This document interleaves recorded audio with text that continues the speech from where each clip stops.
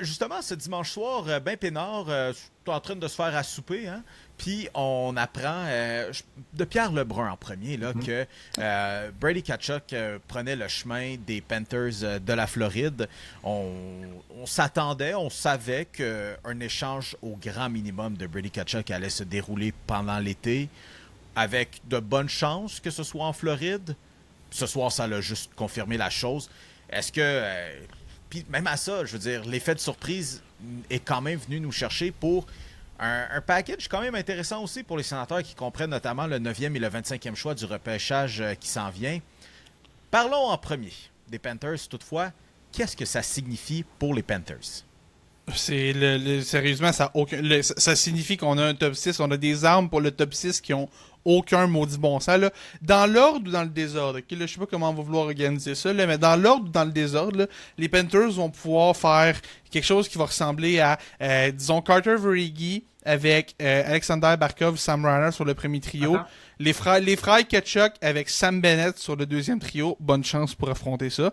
Et ça te laisse quand même, tu sais, juste Brad Marchand, Anton Lundell. Il y en a un autre, j'allais dire Maki Samoskevich, mais il est parti.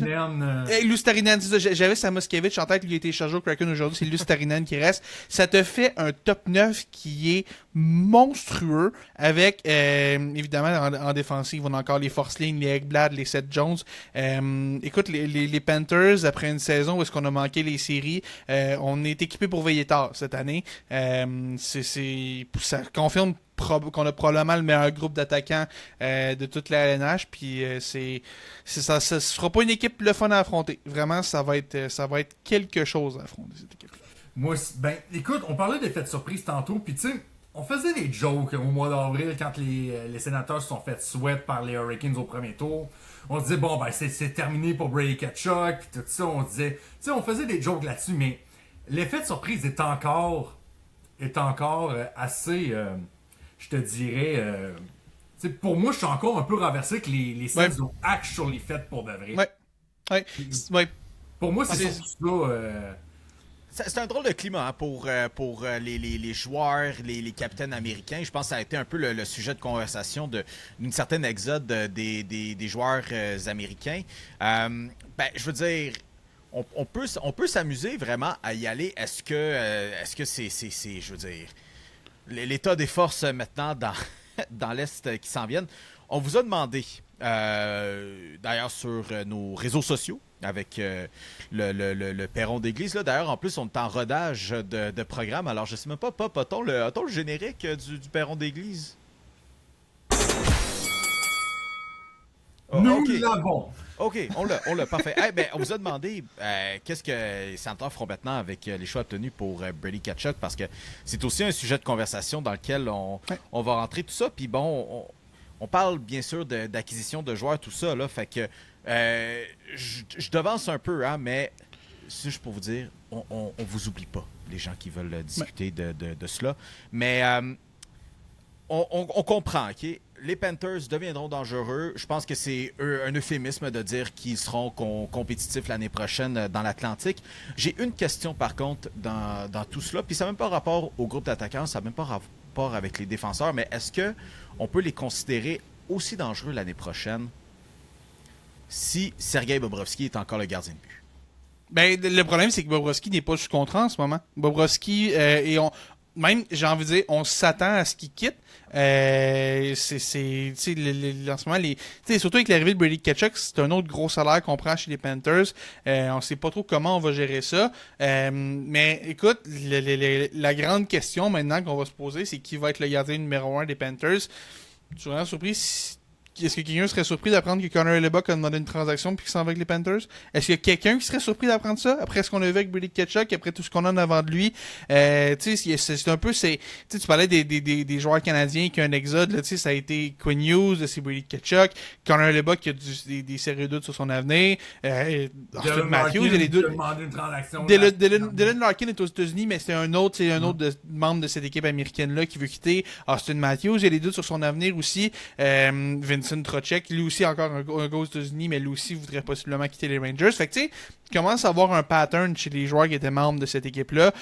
Moi, de plus en plus, je sais pas trop comment on va réussir à faire fitter ça, mais je me dis, man, j'ai de plus en plus l'impression, je serais de moins en moins surpris que Connor Hellebuyck soit le gardien partant des Panthers l'an prochain. Puis si on a Connor Hellebuyck comme gardien partant, on va être en business. On va être en business du côté de la Floride. Là, ça va être quelque chose. Ça aussi, je pense que c'est euphémisme à dire qu'ils sont en business.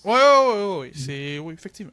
Mais écoute, moi, j'ai envie de croire encore que Sergei Bobrovsky va revenir avec les Panthers avec un petit contrat de quoi, 4-5 millions-ish pour 2-3 ans, mettons. Là, non, le problème, c'est qu'il veut signer un contrat de 7 ans environ. Il est à 37 ans, je crois qu'il veut signer pour 7 ans encore. Est-ce que les Panthers seront willing d'y aller avec un contrat de la sorte aussi? C'est malade, j'aime tout de ça. Moi, la vraie question que moi je me demande pour les Panthers, maintenant qu'on a Brady Tkachuk, c'est Brady Tkachuk va toucher combien de millions dans quelques jours? Je m'explique parce qu'on sait qu'il reste un an de contrat avant qu'il devienne joueur autonome, donc il va être admissible à une prolongation de contrat dans quelques jours. Pour moi, je pense que c'est déjà dans les plans que 1er de juillet, on va avoir une annonce comme quoi qu'il va signer pour 7 ou 8 ans. Ouais! Quel argent qu'il va faire? Ben, Matthew fait 9,5? Ça serait... Peu importe ce que Matthew a, Brady va l'avoir. Copicole. Je pense que ça va être exactement. Peut-être 9 parce que Matthew est là depuis longtemps. Matthew est là depuis plus longtemps, mais le cap explose. Moi, je pense que ça va être exactement le même contrat. 8 fois 9.5. Il me semble que c'est ça que Tkachuk avait signé à l'époque. Quelque chose de même. Exactement. C'est ça, c'est sa dernière année puis tout ça. Puis, écoute, on aurait dû le voir venir aussi. Tu sais, quand il y a eu l'échange de Samoskevich du côté de Seattle, on s'était dit, les Panthers de la Floride qui reçoivent un choix de première ronde, je me demande bien à quoi qu'ils pourraient penser. J'étais sûr que c'était pour Larkin. Moi, j'étais convaincu que Dylan Larkin devenait un membre des Panthers. J'étais convaincu. Ton intuition, en surface, était quand même bonne.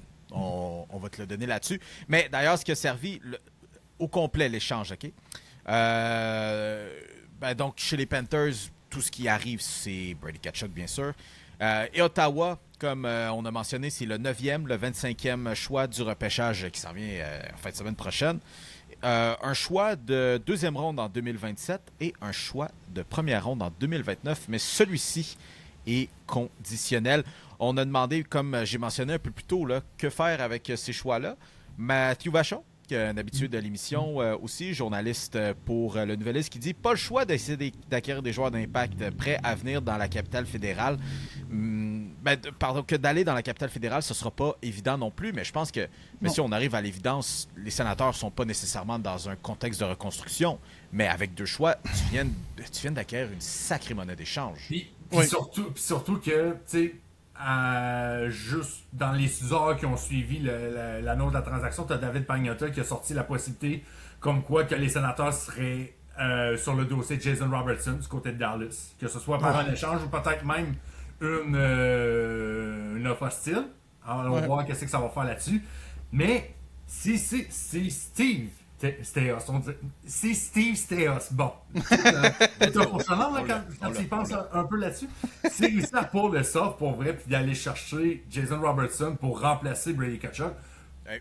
Pour moi, c'est un upgrade, là. Tu sais, oui, tu parles ton capitaine, mais c'est un upgrade sur la patinoire, là. Ouais. J'imagine. Il y a plus de buts. Il y a plus de buts qui seront marqués. Il y a plus de buts, tu perds un élément physique. Puis tu sais, une affaire aussi qui a circulé, Renaud Lavoie qui a sorti ça, un problème avec les sénateurs. Les joueurs des sénateurs auraient poussé vraiment. Je pense qu'il y a quelque chose qui est vraiment cassé entre les sénateurs et Tkachuk dans les derniers mois.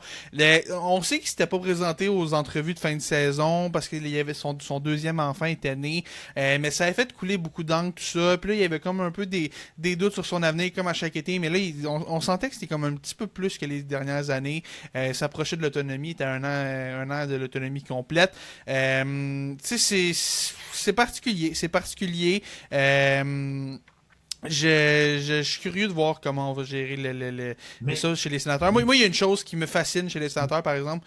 T'échanges Brady Tkachuk et tu ne reçois aucun joueur. C'est que des choses. Ben, Je veux bien qu'il y avait du levier, tu sais. Je veux bien tout ça, puis c'est pas vilain le 9e choix, puis c'est le 25e, je crois qu'on a eu de la part du Korean. Tu sais, c'est pas mauvais, c'est pas un vilain retour, mais c'est quand même fou d'échanger Brady Tkachuk, qui était pas celui-là ton meilleur joueur, et de n'avoir aucun joueur, aucun espoir, rien en retour. C'est quand même un peu. Mais Anton Lundell faisait partie des discussions à un certain point là, de ce qu'on a compris, right?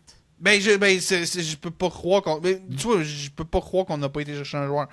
Faut qu'on soit vraiment confiant. Puis tu vois, c'est ce qui me fait adhérer à la théorie dont on pense utiliser ces choix-là pour aller chez quelqu'un d'autre parce que je pense pas que tu peux possiblement justifier pour une équipe comme les Sénateurs qui cognent à la porte depuis quelques années de se dire bon, on a perdu Brady Tkachuk, mais la bonne nouvelle c'est qu'on va avoir plein de jeunes de 18 ans, puis il y en a un qui est le choix est en 2029, fait que le kid doit avoir 15 ans, il doit avoir 15 ans aujourd'hui là. Je pense pas que tu peux justifier d'échanger Brady Tkachuk pour un kid qui a 15 ans aujourd'hui. Je vois mal comment tu peux justifier ça pour une équipe qui cogne à la porte depuis quelques années puis qui essaie enfin d'aller chercher la prochaine étape. Ou à moins que moi, ce que je pensais faire, c'est que tu prennes le 9 et le 25, t'appelles les Rangers ou t'appelles les Flames, puis t'essayes de monter top 6 ou top 5.